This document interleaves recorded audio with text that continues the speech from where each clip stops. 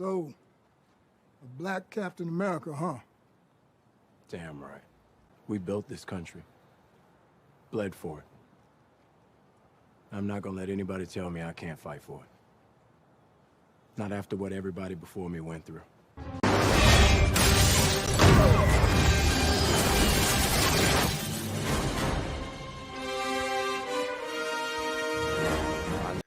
Hey, what's going on, everyone? Hello. How are you doing out there? Hello. Welcome. Happy Sunday. I hope you guys are having a great day today. Hope you had a great Friday. Hope you had a great weekend. Hope you are enjoying this, lovely 3-day weekend that we have on the horizon. Nobody has to, well, maybe some people have to go to work, but most people don't have to go to work tomorrow. You know, y'all going to be chilling with your feet kicked up, all that good stuff. I just hope everybody is having a great day. I hope you got your laundry done. I hope you got your groceries shopped and packed up. I hope you got all your food prepared. I hope you're relaxed. I hope you vacuumed. I hope you mopped. I hope you've done everything that you have to do, including myself. I just put on my last load of laundry right before we went live, and so I don't have to worry about that. Tomorrow, I'm gonna be chilling. Well, I'm not gonna be chilling. I'm gonna be working too here at home.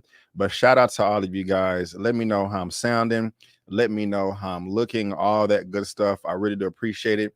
We are 5 minutes in. We have 34 people watching right now, and we have. Let me see how many thumbs up. We have 21 thumbs up. So that's cool. That's cool. As y'all come in, just please go ahead and give me as many thumbs up as possible. Again, as you know, the show is starting 30 minutes earlier than usual.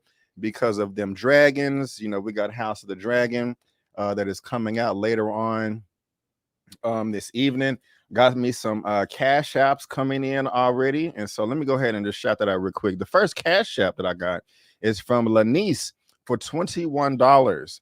Thank you so much. I really do appreciate it, Lanice. That is very, very nice of you. Thank you, thank you, thank you so much.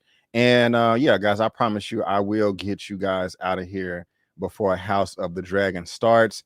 I'm so excited for it too, because if you saw the preview, and you know, we're gonna get some action. You know, this past episode there wasn't much action, just a lot of political drama, which is not a bad thing, which is a good thing. You know, we got to have that every once in a while.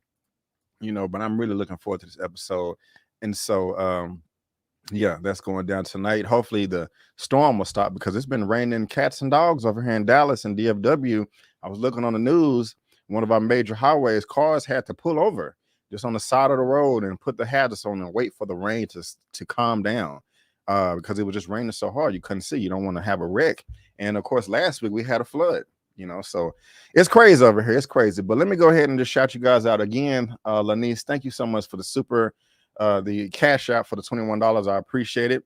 And excuse me, the first super chat of the day coming from my number one moderator in the building.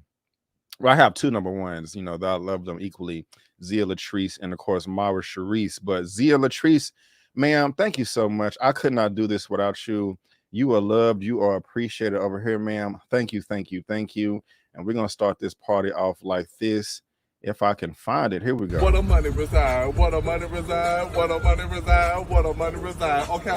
Yes, Just My Opinion will be playing in the background. Thank you. That's all it takes as I study before them dragons. Yes, get the study on. Everyone, please show Brandon some love and support for all his hard work. Z, again, thank you so much. I appreciate it, ma'am. Thank you, thank you, thank you. And I do work hard. And guys, look at this. Let's take a page out of Zia Latrice's book here. She says JMO will be playing in the background because she has to study. This woman right here has her priorities straight. She's like, look, I want to support Brandon and all his hard work, but I come first. I need to study. I can watch this later, but I got to study now. So I got to put things in order on a level of importance. And so I'm being silly, but I'm being serious at the same time. But Zia, thank you so much, ma'am. I do appreciate it. We also have Miss Harper in the building. Hello, ma'am. Thank you for being here. Hello, hello, B. Avery and the Just My Opinion crew. Happy Labor Day weekend. Thank you, thank you, thank you. We also have Layla Uninterrupted. I'm here, I'm here, I'm here. Hello, everyone. Hello, Layla. How you doing? Thank you. Let's see here. Hit that like button as you come in, please. Thank you. Young Nan in the building. What's up? How you doing? We also have Carol Fraz in the building. Hello, all.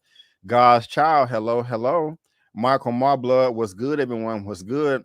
Mama Avery in the building. Hello, everyone. And ladies and gentlemen, boys and girls, we got to shout it out to Miss Mama Avery. You know, one of the best moms in the world. Congratulations, Mom. This woman has retired from the workforce. She no longer has to work for anybody again if she doesn't want to. Her 3-day Labor Day weekend is a forever weekend. She is sitting on her butt. She is laying on her behind. She has her feet kicked up and can do whatever the hell she wants to do. Man, what a good feeling, you know, just like, I'm done. I get to retire. However, I do kind of feel sorry for her. I do feel sorry for your mom, because at this point in time, 2-3 years ago, she had scheduled to be out of the country. She's like, B, as soon as I retire, we out of here, you know. But you got COVID, you got monkeypox, and so that kind of spooked her a little bit. So she having her out of country vacation at home on Google.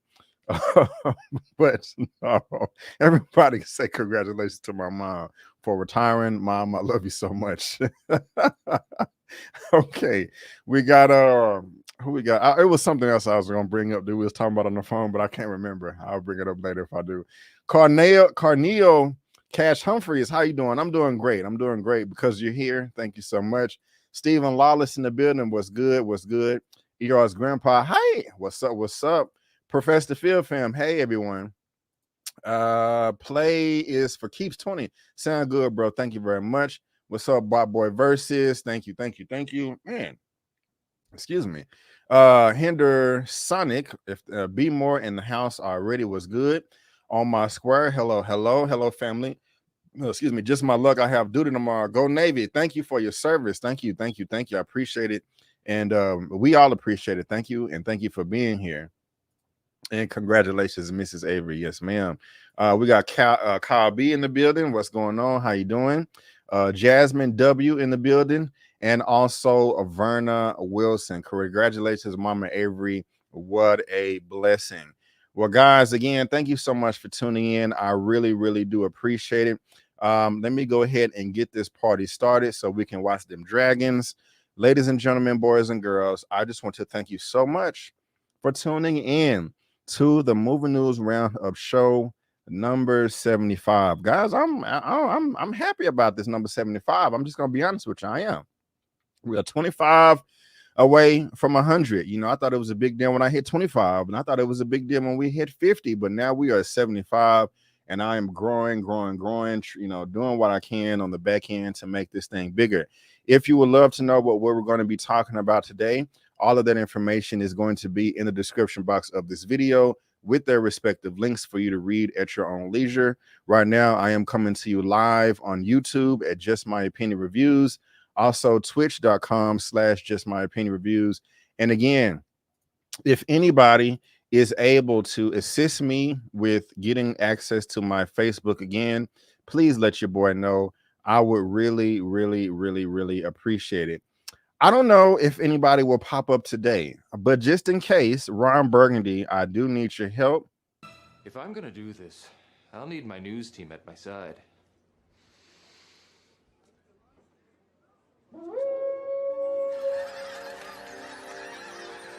News team, assemble!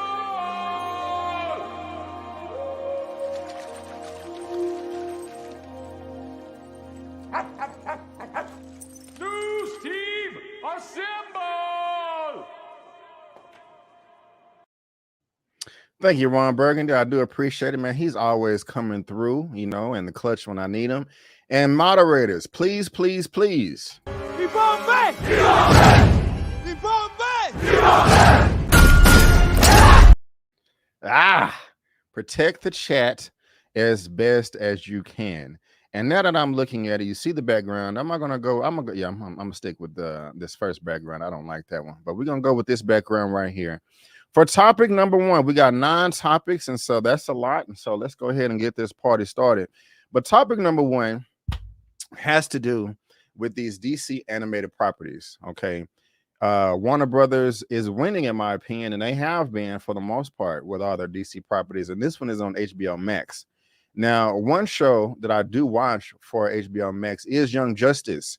I have talked about that on my show a number of times.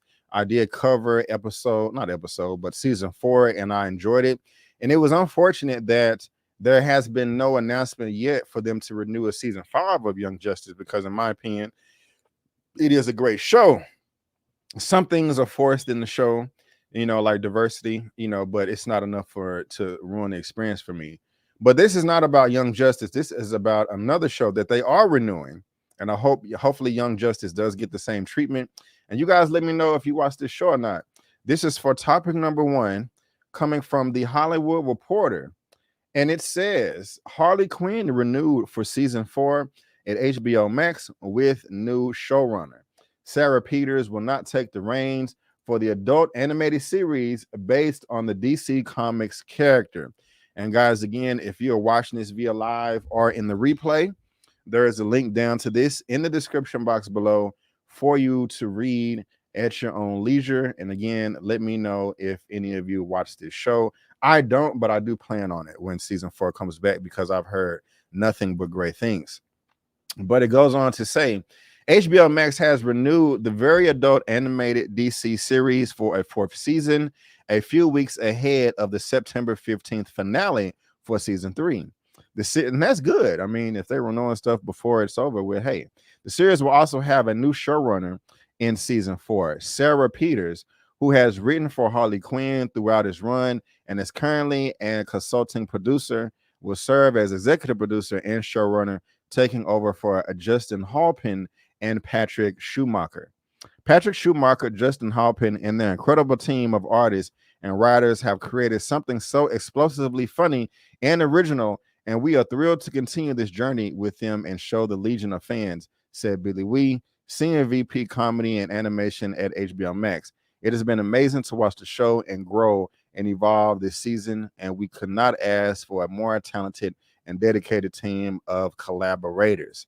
Well, there you go, guys. It's coming back. It is coming back. And it looks like ER's grandpa is happy with this. Oh, hell yeah, for Harley Quinn. Now, again, I don't watch the show, but I've heard nothing but great things about it. You know, and what I like, when I first heard about this show, I looked at it and I was like, this just does not look for me. It looks childish. It looks kind of silly. You know, it just doesn't look like it's for me. You know, I mean, if it's for somebody else, great, but it just doesn't look like it's my cup of tea. So I won't be checking it out. But I keep hearing that everybody kind of had that mindset the first time they, you know, was tuned into it, but they gave it a try and they love it. And so I'm thinking that, well, hey, maybe that's going to be the same thing for me. Maybe I'm going to love it too. And so, you know, at first I just heard nothing but white people talk about it. But then I heard some black people talk about it. I was like, okay, well, hey, if black people down with it, then, you know, I may be down with it as well. But it goes on to say, added Peter Girardi, executive BP, alternative programmer at Warner Brothers Animation.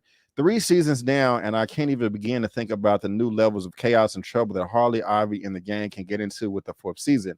But I'm grateful to our partners at HBO Max for continuing this insane ride with us so we can all find out. Season 3 of Harley Quinn has followed Harley's voiced by Kaylee Cuoco and Poison Ivy Lake Bell as they return to Gotham as the new power couple of DC villainy. Harley V strives to become the best version of themselves while also working towards Ivy's long-desired plan of transforming Gotham into an Eden paradise. This does sound interesting. The cast includes all these people right here. Oh, so now Lathan is in this? Oh, snap. I did not know this. I know Alan Tudyk. I know JB Smoove. I know that name. I think the last movie he was in that I just off the top of my head was a Spider-Man movie. Of course, I know Alan Tudyk. Christopher Maloney sounds familiar. Andy Daly. So now, okay. Peters has written several episodes of the series. Her other writing and producing credits include Aquafina, Is Nora from Queens, Master of None, Workaholics, and Nathan For You. We are ecstatic that HBO Max wants the story of Harley and Ivy to continue. Halpern and Schumacher said in the statement, and we are equally thrilled that this next season will be in great hands with Sarah Peters as our showrunner and CC Aronovich overseeing animation production, as they have both greatly influenced the show with their brilliance since the beginning. Man. So yeah, they're renewing this, y'all. Y'all let me know what you think. I'm excited. I did not know that Sanaa Lathan was in this. I did not know that. And so you guys let me know what you think. Baruto M, what's going on? JB Smooth is from Curb Your Enthusiasm. Let me see. Let me try to look this gentleman up real quick just to see what he has been in. And y'all let me know if y'all have seen, y'all watched this show. JB Smooth. I like his confidence. I'm not in love with him though, but I want him to win. Let's see here. Yep, Spider-Man Far From Home. You said Curb Your Enthusiasm? You got 91 credits. Yep, Curb Your Enthusiasm. There you go. So thank you, Baruto. I appreciate it. Let's see. Also, ER's grandpa, Chris Maloney, is a L&O veteran. Having a brain fart right now. I'm probably sure it's obvious, but I cannot imagine what L&O is. L&O. It's probably super obvious, but my bad. But thank you. I do appreciate it. Seeing all of seasons. Well, thank you, Young Nine. I do appreciate it. But y'all let me know what you think about this. If you're happy, if that Harley Quinn is being renewed for season 4, and if I look on Rotten Tomatoes, has a 96% tomato meter for the critics. Audiences like it at 89%. So I don't know. This seems good. Law and Order. Thank you, yes, Grandpa. So I'm going to check it out. But again, guys, if you're watching this via live on the replay, there's a link down to that article in the description box below for you to read at your own leisure. All right. Well, ladies and gentlemen, let's go ahead and move on to topic number 2, getting into these streaming wars. And this is exciting. This is exciting. Y'all let me know. Do you like background? No, I think let me see. Background number 1 or background number 2? I think I like background number 2 for this right here. I think I like background number 2. So we have topic number 2 right here. And I'm very, very curious. We're still in the infancy of all these streaming wars between these platforms, you know, Disney Plus, Netflix, Hulu, ESPN, Paramount Plus, Peacock, Showtime, BET, Amazon Prime. What did I leave off? I'm sure I left off at least 72. But this is topic number 2 right here. We have 2 companies that are combining forces. They're coming together like this. Yes, for happy playtime. This is topic number 2 from Paramount. No, that's not from Paramount Plus, from Deadline. This says Paramount Plus combines with Showtime in single streaming app, though each also continue on a standalone basis. Interesting. Now, I mean, just off the top of it, just off the sound of it, that's just great. They're combining forces, but they're still going to be separate, you know. So it's kind of the best of both worlds.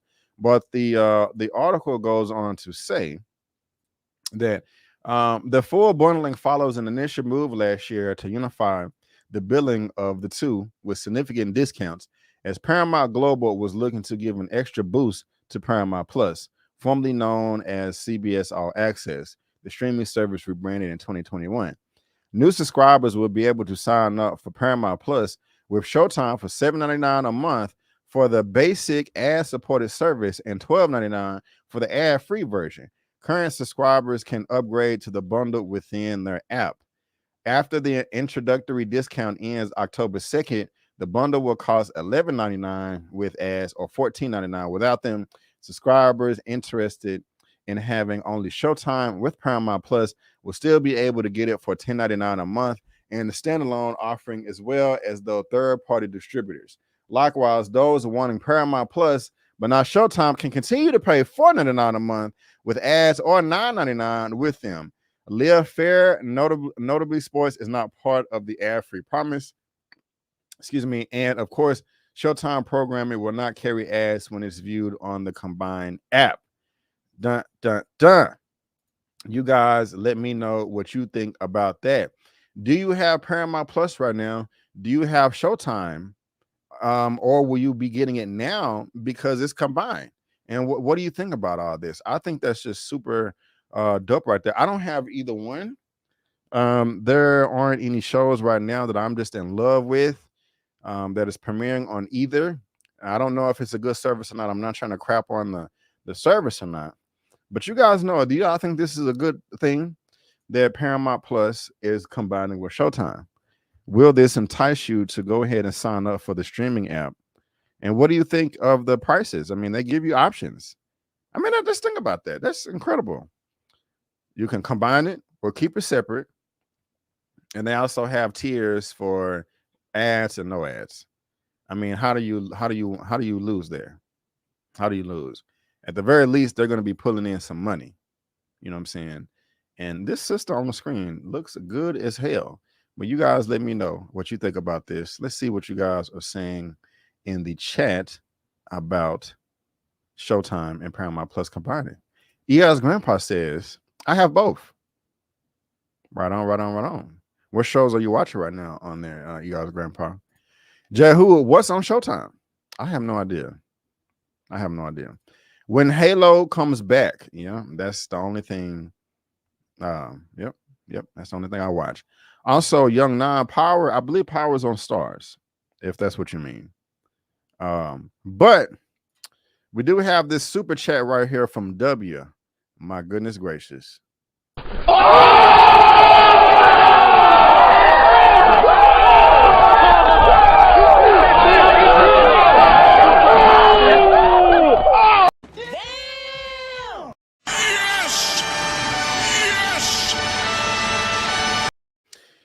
WWW, thank you so much for the $50 super chat, man. Like, real talk, I appreciate it. You are rich over there. You always drop in super chats for, you know, large amounts of money. And so I appreciate it, W. Thank you, thank you, thank you. You are really helping me out. You're really keeping the channel on. And so all the super chats I got today, all the cash apps, thank you. And W, thank you so much. It is greatly appreciated. Real talk. Thank you. And guys, also don't think that you have to give a super chat to to say thank you. Just watching the video, thumbs up, subscribing, leaving a comment helps out a lot. But again, W, thank you so much. So I do appreciate that. Now let's get back to this real quick. The Paramount combination comes as Warner Brothers Discovery is working to bring together HBO Max and Discovery Plus into a single app. Disney's 3-part bundle of Disney Plus, ESPN Plus, and Hulu has been a major success in 2022 introduction. For now, each service within it remains separate, though it's widely expected that Hulu will migrate to Disney Plus once Disney gains full control of Hulu in 2024. Now, when I was reading this earlier to prepare for the show, I had no idea that Disney did not own full control of Hulu, and then they won't until 2024. Just off the top of my head, I think that's a great idea for Hulu and Disney Plus to combine. Just because, just ease of access, like nobody wants to, if everything is in one spot and easily identifiable, easily distinguishable, I just think that's better, instead of having to go out and, it's just easier, if you're trying to sell something, a product, and, we have this over here. And then if you want to look over here, you jump over here. No, let it be all in the same thing, Paramount Global said Paramount Plus added 4.9 million subscribers in the second quarter ending June 3rd, reaching 43.3 million overall. So that's great. And I'm going to just read this quote real quick. The Paramount Plus with Showtime bundle offers consumers unprecedented value by providing one of the broadest content libraries and streaming at one of the lowest prices in the marketplace, said Tom Ryan, President and Chief Executive Officer of Paramount Global Streaming. The singular user experience streamlines sign up and enhances discovery, and this lower price will allow more households to enjoy this exceptional combined entertainment offering. And so there you go, guys. Let me know in the comment section again if you have either Paramount Plus or Showtime, and if you're excited about this, just let me know how you feel. I'm very, very curious. I am very, very curious. The Yellow Jacket is the only show on Showtime I'll check out. Okay. Showtime had Ray Donovan. Thank you, Aspire Head. Okay. I got Paramount Plus for Halo and Star Trek, also Evil. Okay. Right on. ER's Grandpa, Evil, The Good Fight, Lower Decks on Paramount Plus. Okay. I don't watch any of these shows though, but okay. Young Nine, I only got HBO Max and APK app. Got you. What's up, Dialogue, Ebony and Nina? Let's see here. Okay. Streaming is going to become like cable soon, just as expensive. I bet. That's been the general consensus for a lot of people lately when all this news was coming out. But again, guys, if you're watching this via live on the replay, there is a link down to this in the description box below for you to read at your own leisure. All right. Well, let's go ahead and move on to topic number 3. And this is interesting. We remember that in the middle of the pandemic, Warner Brothers made the idiotic, illogical decision to release all of their planned theatrical releases on streaming at the same time. Of course, this pissed off a lot of people. It pissed off everybody in Hollywood, basically. In my opinion, this is the dumbest decision in Hollywood history. And it's one thing to do it. It's another thing to not tell anybody. Now, on top of people that they pissed off, like I know Will Smith's camp was mad because they had not the King's Speech. What was the name that he won? What was the name of the movie he just won an Oscar for? Will Smith, about Venus and Serena. Jeez, why am I? Y'all help me out with that. But the Will Smith movie, the Venus and Serena movie, it's something with a king, and I can't move on until I get the name. I'm sorry. Unless somebody, King Richard. Thank you, King Richard. It was contractually obligated for that to be released in theaters. But Warner Brothers wanted to do an ass move and not tell nobody. Legendary also had a big problem with this. And they had the most right to be pissed off because they was paying for damn near half the movies that Warner Brothers was putting out. I was like, how the hell are you going to be releasing this on streaming where we're going to make less money and we're paying for this and we're financing a good chunk of it? And so, guys, you know, another people that they got pissed off was Christopher Nolan. Christopher Nolan been working for Warner Brothers, making them movies for 15, 20 years. And he was like, I'm done with y'all. Now that's why Christopher Nolan is going over to Universal for his Oppenheimer film based on a true story. Everybody's leaving Warner Brothers. And so there's now another company that's thinking about parting the ways. And this is what they said from Raul Julia. Game over! Third topic of the day, game over. Legendary Entertainment eyeing rival studio options with Warner deal. Yes, and this is from Deadline. And again, guys, if you're watching this via live or in the replay, there's a link to this in the description box for you to read at your own leisure. And it goes on to say, Legendary Entertainment is said to be eyeing a move from its on again, off again home at Warner Brothers as its deal with the studios expired recently, Deadline has concerned. Sony and Paramount are said to be in the mix, with the former a front runner. Warner Brothers also has a new deal on the table for Legendary, which is previously at Universal and before that at Warner. Reps for Legendary and Warner Reps for Legendary and Warner Brothers declined to comment. There was a kerfuffle with Warner's during the whole Jason Kilar-led Project Popcorn that put Dune in theaters and HBO Max. But the studio has since committed to Dune Part 2, currently shooting in Jordan, and Kilar is gone. Both legendary titles, Godzilla, King of the Monsters, and Dune. Remember, guys, those are very expensive properties, were the highest grossing movies worldwide under the Warner Media HBO Max day and date experiments last year, grossing respectively $386.6 million and $401.8 million. Dune went on to win 6 Oscars and was nominated for Best Picture. CEO David Zaslav has very publicly committed to theatrical, but he's also been slashing products and deals with high profile. I don't know why that just happened. With high profile producers, including J.J. Abrams, and some other outside conversations made sense as the Warner deal needs to be renegotiated. Other legendary movies at Warner's are Christmas Story, Christmas on HBO Max, and the Godzilla Kong Monsterverse. Legendary went to Universal in 2014 for a 5-year deal. In 2018, Legendary switched to Detective Pikachu over to Warner Brothers, indicating that the end of the financial producers deal with Uni was in the cards. Detective Pikachu was one of the 6 pictures that Warner Brothers co-financed and released in a non-exclusive pack with Legendary. That pick ended up grossing $433.2 million. Legendary talks were first reported in the Ankler. So again, guys, if you're watching this via live or on the replay, there's a link to this in the description box below for you to read at your own leisure. But what do y'all think about this? This looking like it may be over. Is this good? Is it bad? Do you not give a damn? You know, doesn't really matter to me that much, but it is funny, you know, that this is kind of breaking up right here because of bad decisions, you know. But I think, you know, cooler heads will prevail and everything will end up being okay. But you guys let me know what you think. And let me see. And nobody cares about this topic, which makes sense to me.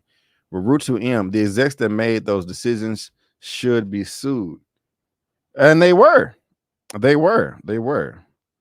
one moment, let me tweet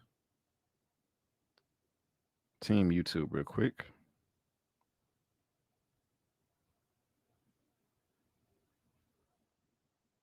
Wait a minute. Is that what I'm trying to do?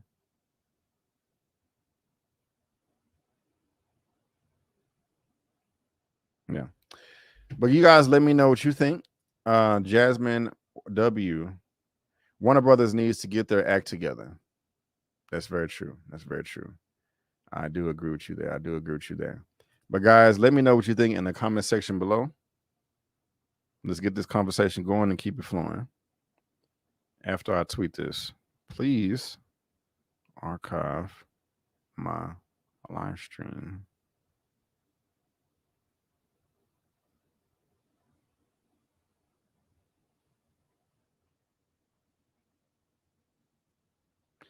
broadcast ends. It's sad that I have to do this, but I just want justice for my YouTube like everybody else. But again, guys, like I said, if you're watching this via live on the replay, there's a link to this down in the description box below for you to read at your own leisure.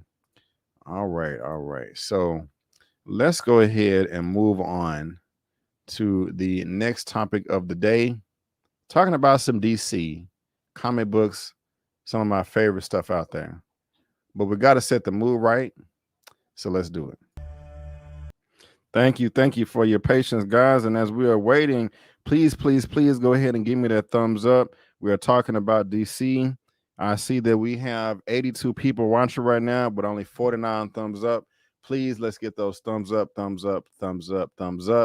And I think I like, background number 1. But we're talking to DC now, comic books, some of my favorite stuff out there. And one of the things that I was really happy about is the release of the Zack Snyder's Justice League Snyder Cut. But unfortunately, the studio, Warner Brothers, regrets that decision. Why would they regret it? Fans loved it. But let's go ahead and get into it. For topic number 4, it says from the direct, Warner Brothers reportedly regrets Zack Snyder's Justice League release. That is unfortunate. And guys, again, if you're watching via live on the replay, there's a link down to this in the description box below for you to read at your own leisure. And it says, excuse me, let me make this bigger. The demand for Zack Snyder's Justice League has been high following the lackluster response to the movie's theatrical cut in 2017.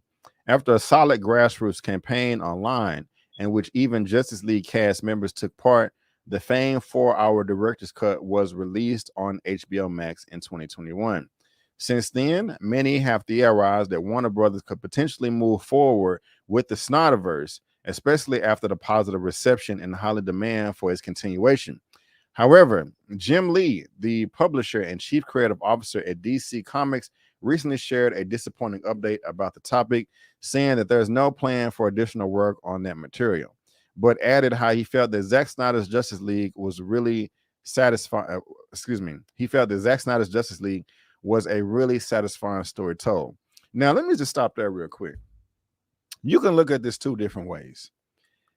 The movie came out in 2017, and it was not well received, as I just said, by bad management, in my opinion. Everything was cut. The CEO at the time, it wasn't Walter Mar, it was Kevin Tushihara that rushed the film because he wanted it to come out that year so that he can get a bonus. Horrible decision. So Warner Brothers did the thing and was like, hey, y'all want the Snyder Cut? Let's spend an extra $70 million, to finish, production on it, and here you go. Now, as far as the fans, they should be appreciative of this. The studio did not necessarily have to do that. And like I said, they should be appreciative of it. But the fans weren't thankful. They didn't say, thank you, we appreciate this. They was like, well, thank you. We want more of it now. Give it to us now. Gimme. It's not necessarily the bad attitude to have. The best attitude to have. And that sucks, and it will make any studio not want to do it anymore. But the flip side is this. The fans have a right to pay for what they want. So if they're coming out universally saying, this is exactly what we want from our comic book movies, and these movies will not succeed unless you get money from us, you need to give us what we want. So on one side, I understand the studio, but on the other side, I understand the fans. Like, why are you not, if fans in university saying this is what we want, why would the studio be like, no, we're not going to continue with those, we're going to do this? Okay, studios, that's fine, but you cannot get mad at fans if they don't want to pay for the new stuff they're trying to do. Just because of Marvel, just because DC, just because Paramount or any of these studios make movies and television shows does not mean I have to buy it or anybody else. They don't have to. There's no obligation. If we make a TV show or a movie, you have to go to the theater to buy a ticket. You have to, subscribe to our app and check out the streaming. No, you don't. So I'm just saying, man, I don't know how y'all feel about this, but let me keep going. Given that the state of DCU is in flux, there's no word on how the Snyderverse fits into the entire puzzle. Now, another discouraging update about the topics has emerged online. Like I said, Warner Brothers insiders regret the Snyder Cut. In a recent report, DC Future Challenges with Warner Brothers Discovery Variety revealed that studios insiders have shared regret over the release of Zack Snyder's Justice League on HBO Max in 2021. Instead of silencing the grassroots online campaign to hashtag release the Snyder Cut, the outlet sources claim that the 4-hour HBO Max feature only further entrenched the Snyderverse fan base against the leadership at the studio and DC in particular, leading Warner Brothers insiders to lament that Zack Snyder's Justice League never should have happened. In a related report from Rolling Stone, the outlet claimed that the new heads of Warner Brothers Discovery have no intention on reviving the Snyderverse or partnering with Direct Snyder in the future.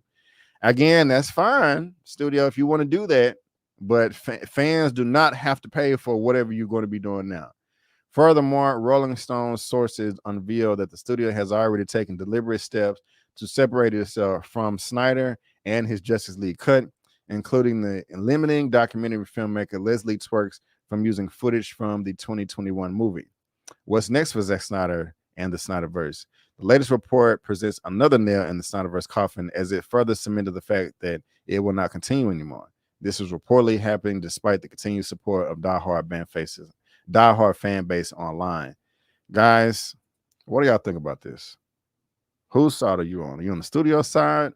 You on the fan side? Thank you, One Journey. I do appreciate it. Y'all let me know. Jasmine W. Warner Brothers needs to get their act together again. I think that's from last time.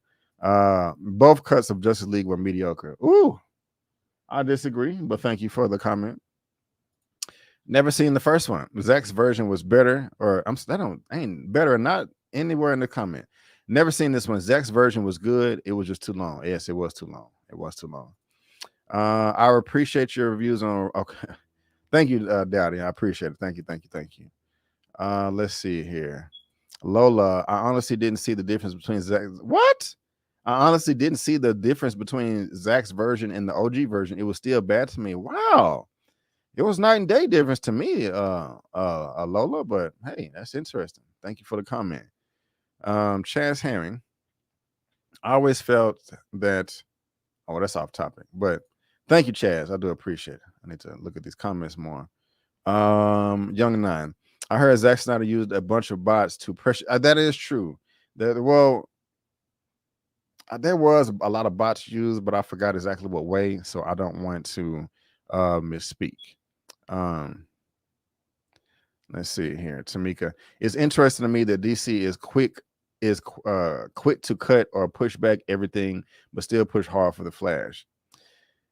Yeah, well, yes and no. We got some bots. Thank you, Zia. I appreciate it. Zia's on it like the man ninja. Tamika's Den. It is interesting. Especially with the news that came out lately that they're willing to meet with him and the stipulations, the criteria that they put in place.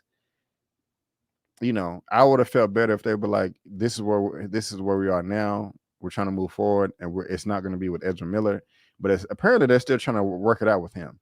But my thing is this: they're also, I think, trying to work it out. So all these fans want the Snyderverse to continue, right? That universe, but they're rebooting it. They're starting over, and the Flash movies plot is the direct thing to do that. Like, it's not the thing about the Flash's character is his story in the comics does reboot universes, so it works. So if any movie that Warner Brothers or DC are trying to push forward, it would make sense for them to use the Flash movie to do that, especially with it being so expensive. If it was any other property, yeah, but it's like they're trying to reboot the universe, and the Flash movie is the tool to do that, to my understanding. If I'm incorrect, let me know. But that's just my thoughts. Well, throw away the Snyderverse with the Crisis on Infinite Earths movie and reset the right. Yeah, Jay, who got it? Snyder Cut does expand more of the character and overall story, but way too slow on slow-mo and parts that didn't need to be. It made the movie drag right on. Let's see here. So Zaslav screws the Batgirl creative team for Ezra Miller's The Flash. Yeah, I'm giving up on HBO Max once my trial run out. That's funny. Yeah, I mean, it can be looked at that way, but you know, it's I don't want to say they're screwing the Batgirl. It's complicated, you know. But thank you for the comment. I do appreciate it. But you guys, let me know what you think about this. You know, if you look on Rotten Tomatoes, Zack Snyder's Justice League, 71% from the critics, 94% from the audience. Let me look at the original Justice League. Came out League that came out in 2017. See what that says. Really? Yeah. Ooh, 39%. So 39 and 68. 39, 68. Oh Lord. I wanted to. Oh Lord. So hold on. Man, that's not working out. 39 and 68, 71 and 94. That's a big difference right there. That's a big difference. And LLNYRN, I agree. There is some white privilege in there for you. I agree. So again, guys, if you're watching this via live on the replay, you can read this whole article if you want at your own leisure. It is in the description box for you to do that. Okay.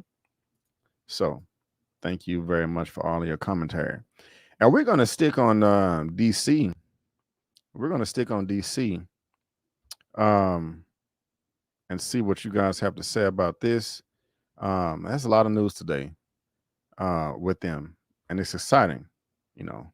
Finally, a worthy opponent. Our battle will be legendary. Y'all know what that means right there. Coming to the stage. I lived my entire life waiting for this moment. Indingo Indidaka! Unyanaka Njobu! I found my daddy with panther claws in his chest. Nah, I'm your king.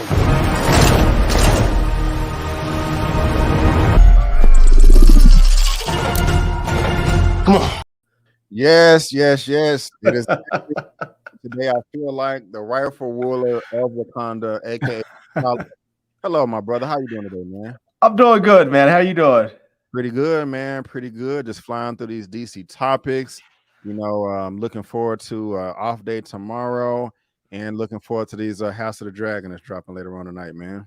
Yeah, man. I have to say, I was listening a little bit, and I feel, I'm sort of salty when I hear the reaction from the Warner Brothers people, HBO people, the executives. It's like they regret doing it because now the Snyder verse fans are more firmly entrenched. I'm like, basically what they're saying is we're upset we gave in because now they're demanding the good content that they want. They're demanding to get what they're telling us what they want to pay for, and they're demanding that instead of just taking whatever slop we put on their plate.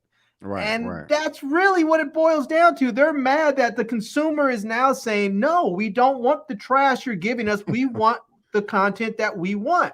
Right. Now either give it to us or we'll go somewhere else and find other content to watch. And that's basically what's been happening. So, and to be honest with you, when you think about how much competition is out there right now in the streaming sphere, when you look at all the different platforms, from Netflix to Paramount Plus to Showtime to Disney Plus, and you just have all these different platforms are out there. When you actually have your customers coming to you telling you this is what we want, you should feel like you are in a extraordinarily blessed position. Most companies are trying to figure it out. Right. They're begging their people they're sending out surveys and paying companies millions of dollars trying to figure out what their audience wants. And your audience is coming to you, telling you exactly what they want and what they're willing to pay for. And now you're sitting up there saying, I'm upset because what they're telling us they want is not the same crap that we want to give them. I agree. I mean, and to add to your point, I mean, like, it's if you didn't know this, guys, if you're watching this, everybody has the ability to go to see movies for free before they come out. You just have to know where you look. You have to know where to look if you live in a major city. And when you have these screenings, these promo screenings, at the end, they have the studios hire reps to hang outside the theater and like, hey, did you like it? Did you not like it? What did you like? What didn't you like? What do we need to do to make it better? We all heard a cinema score too. They have people hanging outside the theaters doing the same thing. And so you don't have to do that. You can just go online and listen to the fans. Like Larry said, okay, this is what they're willing to pay for. So let's give it to them. I don't get that. I mean, I just don't. Even if it's ugly, I mean, y'all do ugly stuff too in your business. I mean, y'all only really care about making money. Y'all are not doing this. We don't want to make something passionate because we care. No, y'all trying to make money. So I do agree with that, Larry. The people who should care are the people who are consuming it. I mean, if you make it, I mean, don't get me wrong. When you are a single shop, you're like us. You're on YouTube. You are the one person producing content. You have to produce content that you're passionate about. Otherwise, it becomes a burden. Unless you have a channel that's making just a buttload of money. And then if you're making all that money, then you'll say, okay, I'll put my passions aside because this is how I'm making my living. And then, you can have your passion somewhere else when you're not working. But as a corporation, if your consumer tells you we want this, it shouldn't matter what your personal feelings are about it. Make it. That's what they want. Make it. Right on. You got any more comments on that, man? Just pay attention, people. Just pay attention. I mean, all the stuff that we've been saying as far, you and I have said it, Lamont, all of us have been saying it. People elsewhere have been saying it, that all the consolidation is going to be coming soon. We see it happening with WB and HBO, all this stuff. It's just going to get, the streaming wars is just going to get more fierce and more fierce. It's going to be more and more difficult for these companies to extract our dollars out of us and put them in their pockets, because there's going to be more competition for that money. And with inflation, it's a smaller pool of money they're fighting for. So they really need to pay attention to what we want and give it to us. Right on. Thank you for that, Larry. And topic number 5 after the super chat right here from Jaron 215. What a money reside, what a money reside, what a money reside, what a money reside. Okay. Jaron, thank you so much. I do appreciate it. I have a video dropping on my channel at 10 p.m. tonight that I think you will be interested in. So tune in to that. And again, thank you so much for the super chat. And guys, let's go ahead and move on to topic number 5. Stand on this, DC. I promise I'm going to get you guys out of here in time for them Dragons. The topic number 5 is coming from Variety right now. Aquaman star Yahya Abdul-Mateen II says acting in movies like Aquaman is clown work. Wow. Wow. Ladies and gentlemen, boys and girls, again, if you're reading this, if you're watching this, via live or the replay, there's a link down to this in the description box below for you to read at your own leisure. Why would he say this? But let's find out. Yahya Abdul-Mateen II's career thus far has included an Emmy-winning HBO Max's Watchmen, awards buzz for playing Bobby Seale in The Trial of Chicago 7, which was on Netflix, which is fantastic, and movies like Candyman, which was not, and Aquaman, which I did like, and The Matrix Resurrections, which is so-so. Such an eclectic balance of film and television products is a result of Abdul-Mateen's curation, as he made it a priority to balance out comic book tempos like Aquaman with more serious dramatic fare. I like that, though. You do one for you do one for them. The actor recently told Vulture that acting in a movie like Aquaman is clown work. So it's important for him to flex his acting muscles in other projects. Everything should be about getting to the truth. But sometimes you got to know which movie or genre you're in, Abdul-Mateen said. Something like Aquaman, that's clown work. Aquaman is not Trial of Chicago 7. You have to get over yourself. Larry, hold on. The actor added, in order to survive as an actor and do it well, you have to play that game and then be crafty about when you want to surprise the audience. The director of yourself with a little bit of wow. I didn't expect to see Shakovian Thing or August Wilson in Aquaman, but I did. Abdul starred opposite Jason Momoa in the DC tempo Aquaman as David Kang Manta, a character he will be reprising in the upcoming sequel, Aquaman and the Lost Kingdom. The first movie grossed $1 billion. Larry, I liked the film Aquaman. I thought it was great. I mean, it was kind of goofy to me the first time I saw it, but the second time I saw it, all of my issues went away, and it's like one of my favorite DC movies. I love to watch it at home with my colors bright as hell, with the surround sound, all those IMAX scenes. It's dope. And I like him as a character, and I think he's a phenomenal actor. And I will say there is a lot of truth to what he said. But why would he say it, for one? And how do you feel about this? Do you agree or disagree?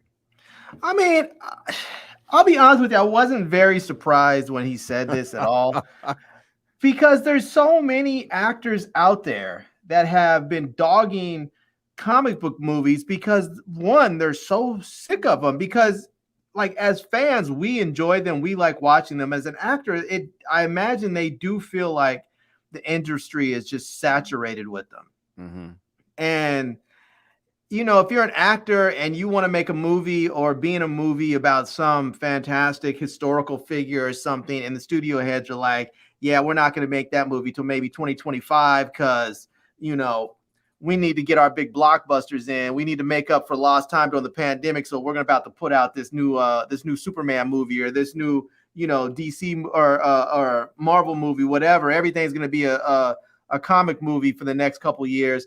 I can see where as an actor, you're like, I mean, you might get burned out on it. And there's been, he's not the only one. There's a lot of other actors and directors who have talked about and complained about so many comic book movies out there. So I'm not surprised that he would say that, because he comes off as one of those actors. I got you. It goes on to say, while Abdul-Mateen called acting an Aquaman clown work, other actors have been left more rattled by starring in comic book tempos, like Jake Gyllenhaal, who played the villainous Mysterio in Spider-Man Far From Home, had panic attacks on set because acting in such a genre proved harder than expected. It's hard, man. That acting is hard. All of it, Gyllenhaal told Howard Stern in 2021. The world is enormous, and I joined that world in a way to run a that ran. I cannot read.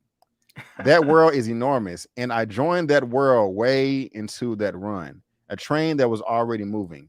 Normally, I come in early on, and I get to figure it out. I was freaking out. It was a scene with Samuel Jackson, Tom Holland. There were a number of actors in that scene, and I remember not being able to remember my lines. I was the wooden board, and they were like, whoa. And that makes sense to me, because with the Marvel movies, you know, they keep those scripts and all the story and plot point details under wraps. You know, you're not going to know necessarily what you're doing or saying, and maybe until you're on set. And so I can understand that be intimidating.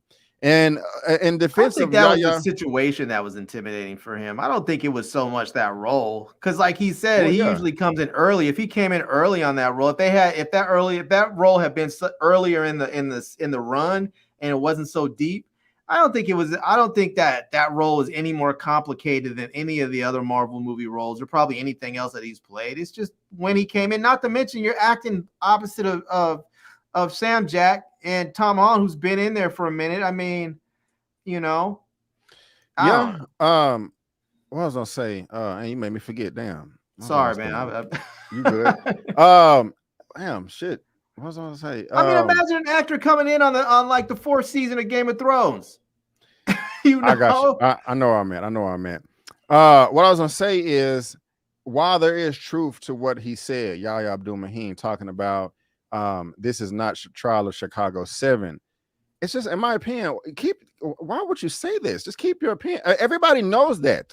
Like, what he's saying, everybody knows. You know? So why say it? Why? It's just like, there's no point. There's no point sometimes for a performer or entertainer to come out and voice their political views. You know, like, there's no reason to do it. You're not going to win. The only thing you could possibly do is it can hurt you and make your sales go down. You know, it's not going to make your sales go up necessarily. And this is going to make certain people, not all, you know, steer away from the movie. And so I would even call it clown work, because, you know, Logan is not there. I mean, there are some comic book properties where the whole production is exceptional, you know, high production, you know, very great lines and dialogue and story points that will move you and make you cry and all that. So Aquaman, maybe not, but you know, that was just in poor taste. I mean, I'm a fan of the guy. I'm still going to support him, but that was just in poor taste to me. I'll tell you why I don't think this really much matters in that sense is that the people who are likely to read that comment where it was at are the type that already know there's a lot of other actors and directors that feel that way. And that comment, that statement is not a surprise to them. It's not going to change their opinion one way or the other. People who like comic movies have already formulated their opinion about them. They either like them or they don't, or they like them sometimes or they don't. I don't think his opinion on there at this time is going to change anything. It's not like he gave that quote to like the Washington Times or the Washington Post or the New York Times, and it's like front page or something, or it's on the front page of Yahoo Entertainment or something. So I just don't think that him saying it at this time really matters. I got you. Just real quick. Big ups to Lamont. Of course, that's exactly what I'm looking for right now. Lamont Tyson with Get a Life Game, my brother. Thank you so much. I really do appreciate it.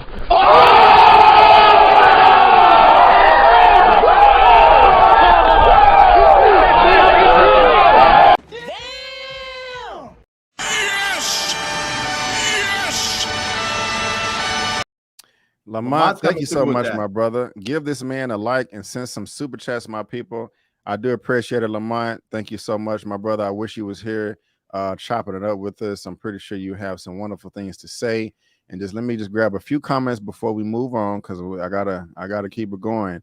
He hit you with that Tesla just split money. I know. I'm not surprised Yahya said what he said either. He's on point. He's not the only actor, actress. Didn't he play Dr. Manhattan as a comic book character? Yeah, multiple comic book characters.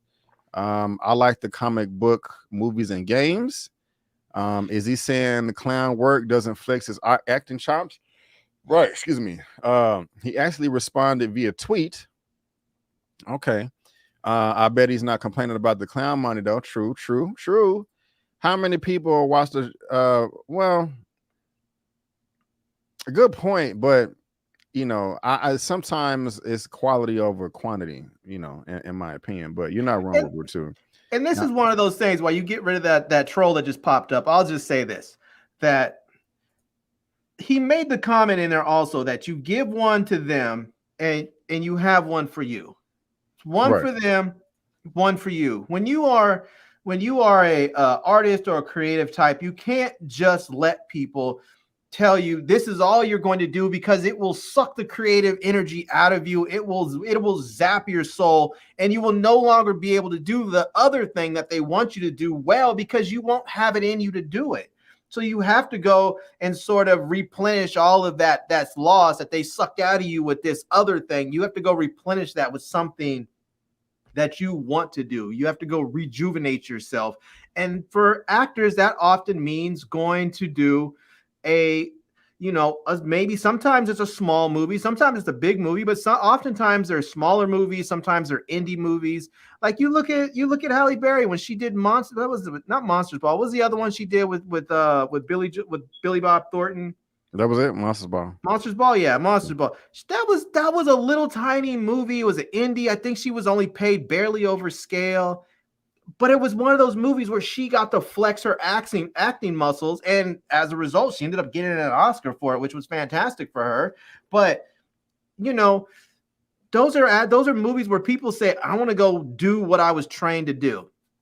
Yes, I can put on a costume. Yes, I can wear all kinds of makeup and have special effects around me, and I can go and say a few lines and punch some things, and that's fine, fun. But sometimes I want to be able to go out there and use all that emotional stuff that I have inside of me that I was taught to use and flex it in a certain way. And that's what actors like to do. I don't ding them for that. I love it when actors go and make small movies, especially after they've done some big blockbusters. Right on. Thank you, my brother. And again, guys, let us know what you think about Yahya Abdul-Maheen's second comments in the comment section. And again, if you're watching this via live on the replay, there's a link down to this article in the description box below for you to read at your own leisure. And 65.73 on RT, and this movie made a ton of money, $1.1 billion worldwide. It's a nice amount of money. It is. So let's go ahead and move on to topic number 6. And again, I am looking at the time, guys, and I'm gonna get us out of here for them dragons. But we stand on this DC right here, and that is not the background. That is the picture. Let me go down to the background section. Am I on the right? Wait a minute. Okay, we up here. I don't know. There we go. So, do you like this background, Larry, or this one right here? I probably like the other one. The second This one right here? Yeah, I like that one there. Topic number 6. You know, Warner Brothers and Legendary are splitting up, and Yahya Abdul-Mateen talking about Warner Brothers comic book properties of clown work. Everything is falling apart. DC FanDome 2022 canceled after significant movie delays and controversy. This is coming from Screen Rant. Oh my goodness gracious, is the sky falling? The global fan event DC FanDome has been canceled for 2022 as Warner Brothers Discovery cites a newfound focus on an in-person events amid controversies. The bad news keeps coming for DC fans and DC FanDome as 2022 has canceled. Introduced in 2020, DC FanDome was a virtual event that showcased major announcements and updates on all DC projects to fans all over the world during the COVID-19 pandemic. The event was such a massive hit that in 2021, DC FanDome returned for a second year due to the immense hype that the event received. It seemed like this will be a yearly tradition. And so they canceled it. Anyone looking forward to DC FanDome 22 will be disappointed to hear that it's canceled. And here is DC Entertainment confirms the news and offers a brief statement from Warner Brothers Discovery explaining the decision. Read what the studio has to say below. With the return of in-person events, Warner Brothers Discovery is excited to be able to engage with our fans live at numerous Comic-Cons around the world and will not be scheduling DC FanDome for 2022. And they got the X marks out right there. Larry, I just want to go ahead and ask you this, and y'all, you can keep reading if you want to because the link is in the description box below. Is this crap? Are they telling the truth? I mean, they're talking about in-person events. Do they have an in-person event scheduled for the remainder of this year? I don't think so. I haven't heard. So what do you take of this, man? What are your thoughts on this right here? This is more, I think, just fallout from all the Warner Brothers, HBO Max, lack of leadership over there. It really is. They just need to just call it what it is. They need to just say, hey, we're going through a transition period. We've taken everything off the board and we're rescheduling stuff. We're figuring out what projects are going forward, which ones are getting scrapped. And we know there's going to be some disappointed people. And there's going to be some people that are excited. And I hope there's more on the excited side. That's what they need to put out as a statement. In fact, just go ahead, Warner Brothers, go ahead and just take that right there, write it up and release it. You know, I mean, because that's what it is. They really need to stop playing with people. There's so many, you know, places where people get their information now. It's like they take a little bit of information over here, a little from over there, a little again over there and here and there and there, and they piece it all together and they get the real picture of what's really going on. So you're not fooling anybody. We know that there's all kinds of internal BS-ery going on over there. We know what's happening. Just go ahead and tell everyone we're going through some changes. And it's gonna be a little bit of a rocky road, maybe for a few months while we go to those changes. I mean, really what it boils down to is right now they really just have piss poor leadership over there, and they need someone to settle in. Either that or they need to go get some activist investors to just take over the board and just say, we're gonna take it from here. We're gonna take it from here and get us a new CEO and some new directors and everybody else. Because right now they're just screwing it up, and the fans are starting to be like, you know what, I'm kind of over it. You know? Yeah.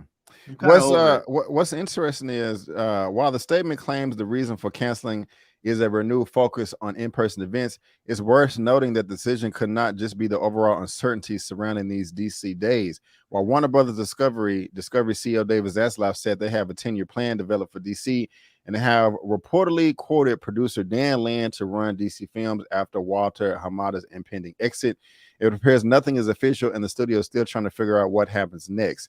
Now, my thing is this, and before we move on, it's canceled, but you just made this announcement that, well, it wasn't announced, it was reported that Dan Land is going to be the new Kevin Feige. But a couple of weeks ago, you announced we have this 10-year plan. We're going to focus on our big heroes, Wonder Woman, Batman, Superman.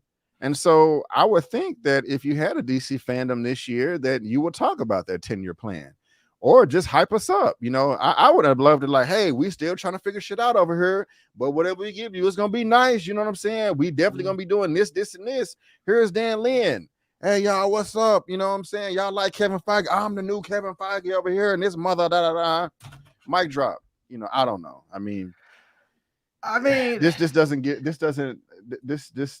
anybody excited. Of course, this just makes us lose more confidence in the studio. So, I mean, I'm thinking like I wouldn't want someone. I wouldn't want to be referred to as the new Kevin Feige, but at the same time, part of me is thinking like, if I'm them, why not just go after Kevin Feige? Oh yeah, that ain't ever gonna happen. They went after his old boss, Alan Horn. No, go after Feige. Try and get him. Try and say, hey, we've seen what you can do over at Disney. You should probably be in a place you should probably be in a higher position than what you are at Disney, and you're not there. And so we want to put you in that position over here at Warner Brothers. Come on. Come over here. We do want you to run. We do want you to head up DC stuff. We want you to find the people that can run this and do it right. So come over here and do it. And I mean, that's what I would do. I would just try and get him. And I would come and try and get what's his name too. What's dude's Esposito? I would try and get him too. Right. Why not? Well, guys, it's money. It's about business. If you offer him enough money, he's probably going to come. Well, thank you, Larry. But guys, again, if you're watching this via live on the replay, this is from Screen Rant. There's a link down to this in the description box below of this. I can't even think. There's a link to this in the description box below for you to read at your own leisure. And please, please, please let us know what you think. Leave Feige where he is. Thank you, Chill Spot. Thank you. And let's go ahead and move on. Hold on. We gotta move on. Gotta move on. Sorry, man. Sorry. All right. Topic number 7. We have 3 topics left, including this one right here. And this topic right here, it just keeps coming back around, man. Your boy Chris Rock, you know, what's going to happen next? You know, everyone knew this was going to happen. This isn't even close to a surprise. I mean, come on. Chris Rock, this is from Arizona Central, the local news. Chris Rock tells Phoenix crowd he was asked to host the Oscars, and he turned it down. Chris Rock, the comedian who was famously slapped, that's just funny, famously slapped by actor Will Smith during the 2022 Academy Awards, saying during a Sunday night show in Phoenix that he was asked to host next year's awards ceremony, an invitation he said he refused. Rock also said during his show at Arizona Financial Theater in downtown Phoenix that he had been offered a chance to do a Super Bowl commercial, but profanely said he refused that as well. Rock compared, I don't know about this, but Rock compared returning to the Oscars like returning to the scene of a crime, referencing the murder trial of O.J. Simpson, whose ex-wife killing began with her leaving a pair of eyeglasses at an Italian restaurant. Rock said returning to the award ceremony would be like asking Nicole Brown Simpson to go back to the restaurant. The slap during the march. I'm going to just stop right there. Mentioned he could get famous for a victim of somebody crowd shot to talk about it. Look, I'm not mad at him for not wanting to return, but why would you compare this to a murder? Yeah, that's kind of offensive. Yeah, that's not really, kind of. It is wholly offensive. That's ridiculous. But yeah, man, what is your 2 cents on this, man? And you know, would you want Chris Rock to come back? Or are you sick of hearing about the story? Let me know it all. Tell us all how you feeling. I mean, I would personally like to see him host it again. I mean, he's hosted award shows in the past. He's funny. He's good at doing it. Mm-hmm. And so, I mean, to invite him there, to invite him to do it seems like a no-brainer. I mean, as soon as it happened, like the next day I said, they're going to invite him to host the Oscars because, I mean, that's what they do. But I can see why he wouldn't want to do it. I'm not going to say I don't like the comparisons between Nicole Brown Simpson because that's just really, really offensive. Yeah. But I can understand why he is offended, why he's upset with the Oscars. The fact that this man walked up on stage, assaulted him, and then they let him sit there in the audience and then come up shortly thereafter and accept his award. and still nothing really has happened. I mean, and then they gave him a 10-year ban. Okay. Yeah. I mean, it's just maybe what they should have said is we're taking your award in 10 years and maybe we'll think about giving it back in 10 years. You know, we're taking it now and maybe we'll think about giving it back in 10 years or something. I don't know. I just don't.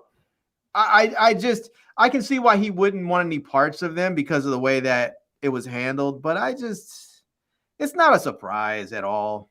It's not a surprise. And what are they going to do if they offered it to him? Are they just going to ignore the fact that he has made also all kinds of jokes about homosexuals and everything else? Because that's what made Kevin Hart just be like, F you, Academy. I'm not hosting your stuff either. What are they just going to ignore the 2 decades or 2.5 decades worth of jokes that he's made? Yeah. I mean, sometimes I just don't understand the Academy. Sometimes they're just so ass backwards and slow to react, or they're too fast to react in the wrong way. It's like I feel like sometimes they just have all these stupid highbrow, so-called quote unquote highbrow people in a room that have no sense of what everyday people think and feel, and they just need to bring some people in before they start making decisions that are going to make them look even worse than they already do. Right on. I appreciate that, man. I think I got all the comments. He shouldn't be able to get nominated either. Thank you, Jasmine. Cardell, Miss Me, the slap hand. Well, he can. He's not a part of the Academy for the next 10 years, so he's not eligible for. Or no, actually, you can't be nominated without being a member of the Academy. This is true. That is true. So even if maybe he can't go to the show, but that doesn't mean that he can't be nominated and win. And he can't participate in the voting either. Because he's not a part of the Academy. Right. But you guys, when did this happen? Like in February? I can't remember exactly. March something, but this is we in September now, and we still got stories popping up. But you guys, let me know. There's a link to this in the description box below for you to read at your own leisure. Let us know.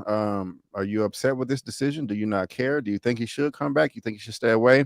I would say I want Kevin Hart to host, because I know that was a lifelong dream of his, and he made a comment and people came for him. So it doesn't really matter to me. Chris Rock can come back. Kevin Hart, I'm pretty sure he'll host again within the next 10 years. He just got the coolest hair right now. But again, guys, you guys let us know what you think down below. And I see Professor the Film Fan says that Will deserve the award. And the debate is not whether or not he deserved the award. That's not the point. The point is he should not have been allowed to sit there and receive that award in that moment and then go on stage and give his little tear-filled speech that he gave. He should not have been allowed to do that after he went up on stage and assaulted another human being. It's not a matter of if he deserved the award or not. That's not the point. It's not the point at all. Thank you, Larry. Appreciate that, my brother. Now, guys, we have 2 topics left. This one right here is the thumbnail of this broadcast. Have another sequel that we haven't had since, I think, 1994. Larry, I'm eager to see how you feel about this. It's topic number 8, coming from Deadline. Beverly Hills Cop 4 sequel adds Joseph Gordon-Levitt and Taylor Page. Netflix pick starring Eddie Murphy gets a new title. It's going to be called Beverly Hills Cop Axel Foley. It's been such a long time since I've seen these. That Deadline has the exclusive. The long-awaited sequel to the classic comedy franchise is a go, as sources tell Deadline, that Taylor Page and Joseph Gordon-Levitt have joined the series star Eddie Murphy in Netflix's newly titled Beverly Hills Cop Axel Foley. Production on the sequel is underway with Mark Malloy directing. Murphy is back as Axel Foley and will be produced along with Jerry Bruckheimer and Chad Oman of Jerry Bruckheimer Films. Will Bill penned the script. The franchise moved from Paramount to Netflix in the winter of 2019 and follows the adventures of Detroit cop Foley, who first appeared in the 1984 smash hit that followed him to Beverly Hills to solve the murder of a friend. The film became one of the year's biggest hits and solidified Murphy's movie star status. It was followed by 2 sequels in 1987 and 1994. Gordon-Levitt has been busy all the way back to the pandemic when he had multiple picks bound, including the popular Netflix actioner Project Power and the Oscar-nominated Trial of Chicago 7.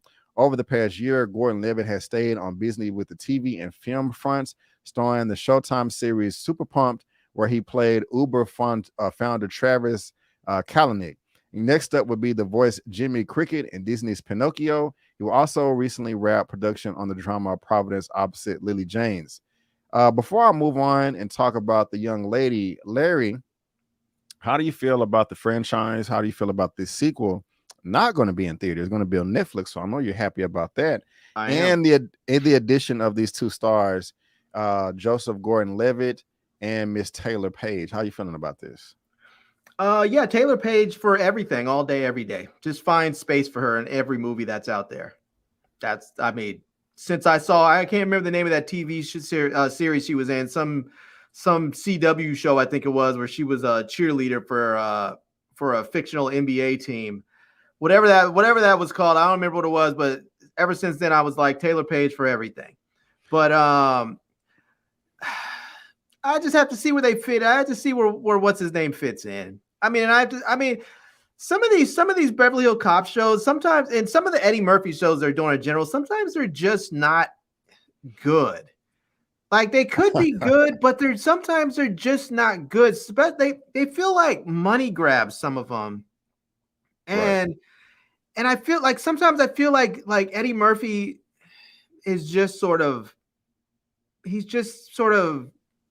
playing off of his former success and his name, and it seems like he's phoning it in. And I'm not mad at that.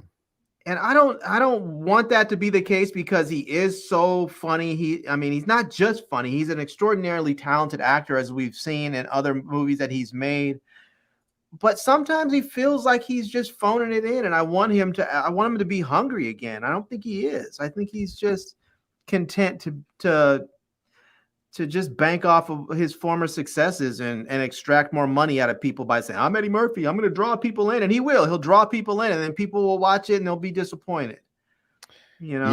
Yeah. I'm going to comment on that, but I want to finish this real quick. Following her breakout role in A24 pick Zola, Page has been a star in demand and already had a busy 2022. She was most recently seen in the Lena Dunham pick Sharp Stick, which I did not see. I don't know, Larry, let me know if you've seen that, which premiered at Sundance, and Mac and Rita, and has several films, including the Toxic Avenger reboot Peter Dinklage. What? Really? That's going to be rebooted? I did not know that either. I'm not familiar with her. I'm not familiar with her, bro. Are you excited or are you upset? Oh, I am nervous. Toxic Avenger is a cult classic. I don't know if you've ever seen it. I haven't. If you have not, that is a cult classic. That is a movie that if they F that up, I hope it destroys whoever's career it is that made that movie if they do it bad. Because that movie is freaking-tastic. It is amazing. That's a cult classic like what's the one that Robert Townsend did with where he was doing all those sort of cameos of different where he was he wanted to make a movie. He wanted to be an actor. I can't remember the name of the movie. Hollywood Shuffle. It's a cult classic like Hollywood Shuffle. It is absolutely amazing. And if they mess that up, boy, I hope people come for them. But well, let me look at her filmography real quick, because I'm not Axel Foley. I've heard the Toxic. It's completed too. The Toxic Avenger. I haven't heard of any of these. I've heard of Zola, but I didn't see it. And of course, I heard of Ma Rainey's Black Bottom. She was Dusty May. It was okay. She was do you remember on White Boy Rick? She played White Boy Rick's not white. Well, she played another dude's girlfriend, and she ended up hooking up with White Boy Rick. Hit the Floor is a series I was thinking of that I first saw her in, and I started watching. Okay. I've heard nothing but great things for Ballers. Yeah, that's a good show too. Okay. I was disappointed they canceled that or stopped making it. It was really good. Yeah, I hate when they cancel good stuff. Your boy Joseph Gordon-Levitt, I've been a fan of his for a while. You know, Inception, Looper, Dark Knight Trilogy, Don John. Dude, 50-50. Larry, this movie is a perfect 10 to me. If you haven't seen it, I cried in the theater. I like him, and I'll tell you one that as a fan, the part of the problem that I have with Joseph Gordon-Levitt is that he's so good he disappears into his roles, and you don't see him anymore. You just see the character he's playing, and so oftentimes later I don't think about him. It's kind of a weird point, but it's valid, you know. Yeah, like as a casting director, I'm sure that they would think like, oh yeah, this dude's incredible. But as a fan, when I see him, I think he's incredible, but I don't always see him in the movie because I see the characters he's playing instead. I think it's a rare good thing to happen with an actor. Sometimes actors, they become such personalities that you don't always see the character they're playing as if you sometimes see them. So right on. Let me try to grab some of these comments real quick. I'm very curious on what you guys are talking about. Cordell, no. Trading Place before another Beverly Hills Cop movie.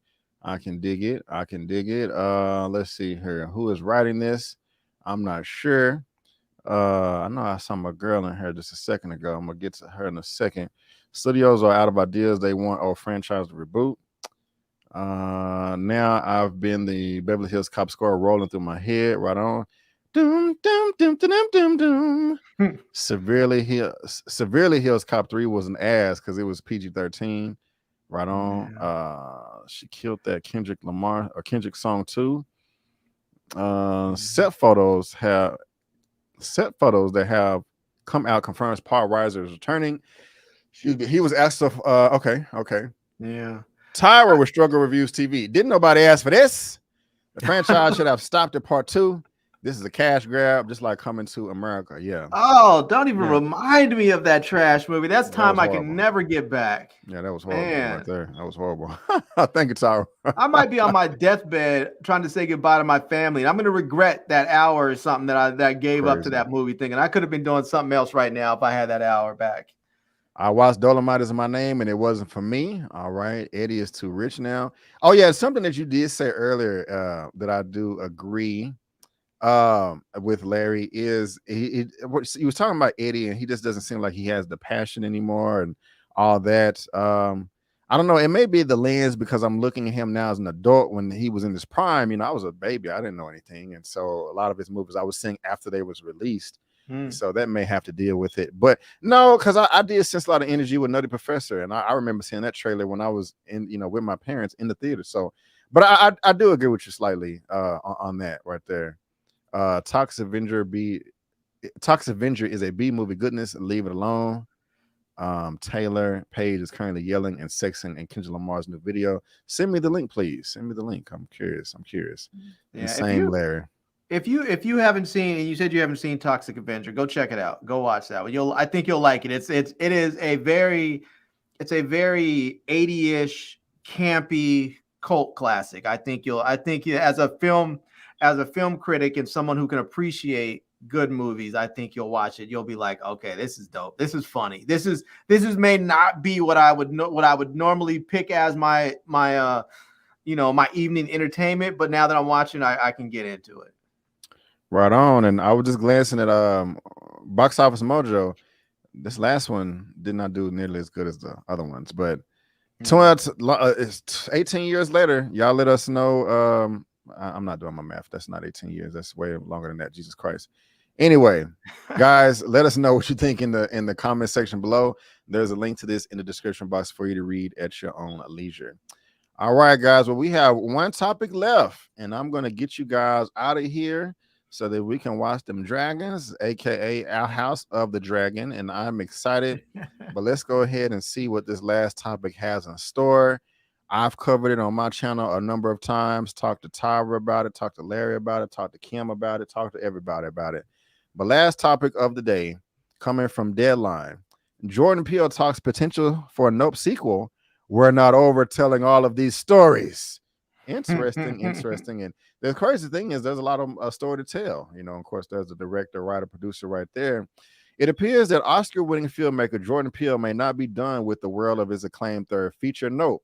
Peele hinted at the potential for further films set in the Nope universe in an interview with the New York Times published on Monday after being asked about a character listed on IMDb as nobody who has caught the attention of the internet.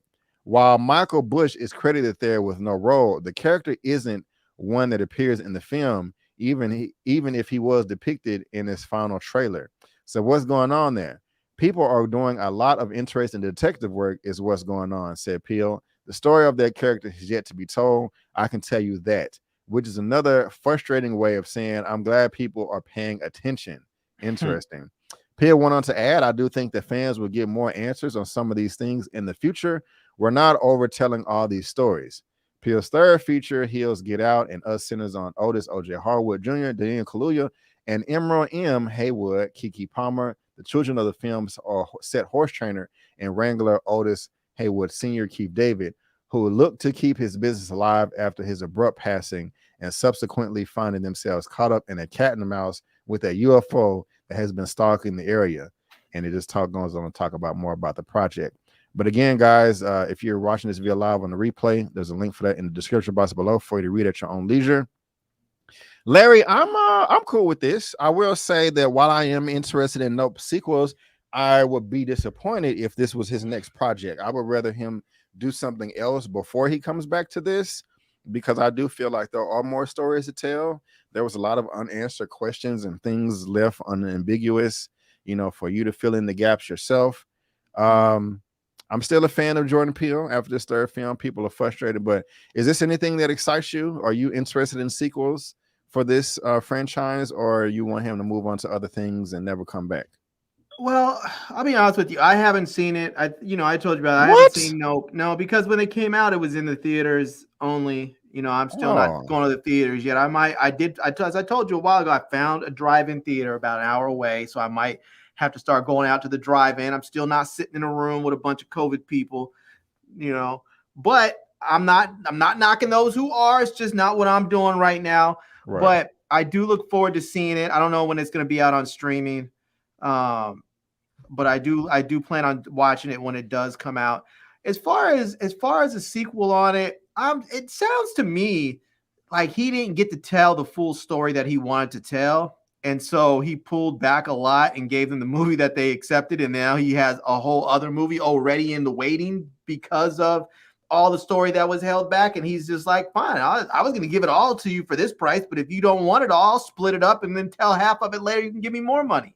That's almost kind of what it sounds like what's happening. So, but part of me too wants people to do new stuff. Like sometimes I don't want them to do back-to-back sequels. It's just, sometimes I just don't want that. I mean, it's funny because they all, like we were just talking about with Yahya Abdul-Mateen talking about how you give one, there's one for you and then one for them. I kind of want him to do one for us now. And I would love for him to make like a Key and Peele movie. I mean, we had the show for a long time. It was fantastic. It's still a hit. It still plays like crazy. But there's so much that goes on. There's so many great, skits that they could do. I would really love to see them take like one or two of those characters and make them run throughout the entire movie and do different things, different skits that are with it, and give us a Key and Peele movie. If it was on the top of a Key and Peele, how did you feel about the skit where it was like the NFL draft, and the racial draft? Yeah, they were saying all the ridiculous names. My name is Kunta Kinte. You know what I'm saying? Like, how did you? Because it was funny. To me no, that's a different one. I'm sorry. When I think of the racial draft, that was Dave Chappelle. So, because a lot of people are some black people I know. A lot of black people found it funny. I know some black people found it offensive. Like stop dipping into the stereotypes. How you feel about it? I think all black people found it funny. I think those who found it offensive were probably worried that we were making inside jokes in public. I feel you. That's what I bet those same people, if they were sitting in a room and they were watching that just with our own people, knowing that it was never going to leave the room, they would all laugh, because we all do it. This just like there is stuff that is said amongst black folks with like you might be in a room with Obama and hear Obama say things that he would never say if there were white folks in the room, because there's as we all know, there's certain mannerisms, certain language, code switching. There's all kinds of stuff that we do and we talk about when it's just us. And sometimes people get really upset when black folks start to profit off of that by taking it and making it mainstream. So I think that's what some of the people are upset about, is that he's mainstreaming some of our in-house stuff. I'm not mad at that. I'm not mad at that. You know, Chill Spot is agreeing with you. I'm enjoying. I'm avoiding theaters too. You're not alone, Larry. Yeah, man. You're not. You know, you made some good points there. What do you think? I agree. As far as the inside jokes outside, yeah. I don't think we should be doing that. You know, keep some things in house, but you know, I can't just get mad at them either. Also, this may seem random, but it's important. Do y'all know that Jordan Peele is half white? Like his mom is a white woman.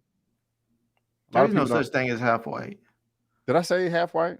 Yeah. Yeah. Well, no. I mean, he is half white. His dad is black. His mom is white. That just makes him black. Okay. I won't. You know. Okay. But does that make his kids? Does that make his kids three-quarter white? because his his wife is white. If he's half white, his mom, his baby's mother's, you know, white. Does that make his kids three-quarters white? A lot of people will give him a hard time talking about why you weren't married. You talking about all this black stuff, but you're not married to a black woman. I'm like, dummy, he's half white. And the thing about it is his half white side comes from his mom. And you know, people want to marry, like, you know, you're gonna marry like somebody like your mom. You know what I'm saying? Like if your mom's a sweetie, you're gonna want to marry a sweetheart. So that's it. I've like ever since he came out in 2019, not 2019, I think 2017 with a Get Out. I've been defending him a lot in the comment section. So just, you know, a lot of people don't know that, and it just all his woke stuff, and he it don't make sense. You know, he dating a white woman. Well, he's half white. You know what I'm saying? So anyway, I mean, you know, to me, it depends on. Like if you just happen to be with a white person because that's who you fell in love with in that moment, that's one thing. Now, but we all know good and damn well there's a lot of brothers and sisters out there that go seeking out white folks because they look at white folks like they look at Prada. They think that it somehow improves them, that it somehow makes them better, more elevated in some way. And that's just complete BS. But we know there are black folks out there that think and feel like that. And those folks, I don't agree with them when they marry. I don't agree with anybody marrying for those reasons. But if you just happen to, like, some people get mad when they see these ball players that, you know, that are married to a white woman. And then you find out they've been married, they've been dating this same white chick, this same blonde hair Becky chick since they were in 7th or 9th grade or something. And then you hear the brother talking about, man, sisters wouldn't give me the time of day. They were always mad, or they get upset because I didn't have enough time for them because I was always out in the court, you know, practicing. And I find out they're dating my best friend or some other dude. And so I just left them and I found this little blonde chick and she's been down for the ride forever. So yeah, I married her because that's what you do when you find somebody that's like that. I'm not saying that's with every case, but when you see and hear cases like that, I don't get mad at the people for marrying the person they love in those situations. But when all of a sudden you're up there just, you know, you get money and all of a sudden you forget black women exist, or you forget black men exist, all of a sudden you become an executive at some TV network or movie studio and you forget that black men exist, then yeah, I have a problem with you. Right on. Well, Larry, thank you for that, man. I appreciate it, my brother. And thank you, Tara, for the comment. But guys, again, if you're watching this via live or on the replay, there is a link down to this in the description box below for you to read at your own leisure. And so, guys, that is it. That is all the topics that we have today. Let me ask you a question right quick, Movie News Roundup show. What's up, man? Since last week with the Dragons, we only got it was a lot of story, a lot of drama, wasn't much violence, wasn't a lot of blood. Do you think we're gonna get more action this episode? Of course, it was in the trailer too. Oh, okay. Well, yeah. I've been trying to avoid watching some of the trailers because I don't want anything spoiled for me. Sometimes they give you too much. Oh yeah, I saw it once when they started off the trailer. Is that what I'm trying to say? Yeah, it was just a bunch of action in it. So okay. Yeah, but again, guys, ladies and gentlemen, boys and girls, that is it right here. Thank you so much for tuning in. I do appreciate it. We will be back here, same time, same place, 6 p.m. CST. Just moving it up 30 minutes early just because of House of the Dragons, like we were just referring to. I'm gonna try to run and go get something to eat real quick before it starts. But I am really, really, really, really excited. And in the words of Raul Gulia, game is over. But now, before we head out of here, guys, if you love what me and Larry had to say, our handles are on the screen. If you want to follow us on social media, his information is in the description box of this video. And like always, you can head on over to my channel tab, and Larry is right there in the middle on that top row. This is what his channel looks like. Man, it's about to hit that 60K mark in subs. But Larry, why don't you tell the good people out there what you got going on your channel? Oh man, just more reviews. I'm doing some comparison videos. So I have the Z Flip Fold, the Z Flip phone that just came out, and I did a comparison between this one and the old one that just posted like a day ago. So I have some other comparison videos coming up, and yeah, so just good old fashioned tech. Right on, right on, right on. Over here on my channel, we just got good old fashioned reviews and recaps. I got my Power Book 3 Raising Canaan episode 4 recap right there. Great episode. Wrapped on the season finale episode 8, where rap shit with Tyra, who was in the comment section. Check that out. Also got my review for Honk for Jesus, Save Your Soul right there. I made a mistake on the director. I thought it was one woman, but it was actually some twins that was behind that project. So they need to be separated. My goodness. And so I also got my review for the first 2 episodes of Rings of Power. And later on tonight at 10 p.m., I have my review for Buck Breaking that will be dropping at 10 p.m. So, if you're into that, you can check that out as well. No, man, the one I showed you, I just never reviewed it. Since he's coming out with a new film this year called The American Maroons, and because of that, I was like, that motivated me to go back and review that because I never reviewed it. Right. And so, I just wanted to check that out. Also, my review for Cobra Kai season 5 will drop on Tuesday. That's when the embargo is up. I'm behind on my Mike Tyson Hulu recaps. I'm gonna get caught up on that this week. Yeah, you catch up on that too. Also, my She-Hulk episode 4 will drop on Thursday morning. And you seen the whole season already? No, just first 4. Just first 4 episodes. Okay. Anybody that's seen has only seen the first 4, unless you super duper. Let me see here. And also, what's the show that's coming back on Atlanta season 4? Is coming back. The last season, right? Yes, that is dropping on September 15th. Haven't seen it yet, but I do plan on covering that, and so check that out. And yeah. Oh, and Cordell, I forgot. I mean, when I was preparing for the show, I forgot about all those rumors, but at the same time, it really didn't excite me. But we'll be talking about that next week with D23. It's gonna be a big week, and I'm gonna invite everybody. I'm inviting everybody because it's gonna be nice. And thank you so much, Mom. I love you so much. And congratulations on your retirement. She just last week. She just retired this past week. Oh, nice. So, yeah. We just got to get my dad to retire too. I know you're watching, Daddy. You were supposed to retire 2 years ago, but you used the pandemic as an excuse. I'm gonna wait on your mama to retire so we can retire together. Well, she's retired, sir. So retire. Use the treadmill that we got you last year for Christmas. Drink the water. Okay, we wanted you to live to your 89 plus 15 years old. That's how we want you to last. But anyway, guys, let's head out of here and get prepared for the House of the Dragon, them dragons. But again, guys, I want to thank you so much for tuning in.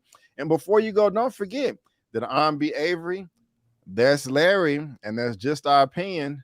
Peace out, and we'll see you next time.